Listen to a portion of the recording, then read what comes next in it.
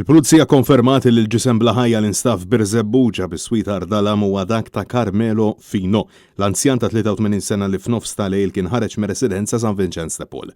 F'istqarrija uffiċjali l-Pulizija spjegaw li Charlie Fino, ir-raġel li kien irrapportat nieqes fit-28 ta' Ġunju illi għadda, u l-istess persuna li kien instab bla ħajja fil-15 ta' Lulju fi-Triq Ardalam f'Birzebbuġa. Dan ifisser li wara kważi xahrejn ta' stennija DNA issa kien konfermat mir-riżultati illi il-katavru misjub kien propju ta' Fino. Pulizija spjegaw li l-analiżi forensika ħadet fit-tul minħabba l-fatt li l-ġisem kien instab fi stat qawwi ta' dekompożizzjoni u ma setax jiġi identifikat mill-ewwel. Sissa mhux magħruf kemm sfortunatament kien ilu jiem mejjed f'dik iż-żona f'Birzebbuġa. Tana kollu mill-awtopsja li kienet saret ir-riżulta li ma kienx hemm l-involviment ta' terzi persuni u li l-mewta ma kienx waħda suspettuża. Laqstant issa l-qraba ta' Fino jistgħu jagħtu difna xierqa lill-anzjan.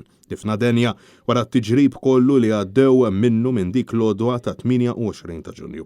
Tant il-Pulizija għaddejja bit-tfittxija ta' Salvo Bonnici ta' 70 sena li kien der l-aħħar fil-Gudja u kien ġie rrapportat nieqes fl-istess perjodu li kien irrapportat l-għajbien ta' Carmelo Fino.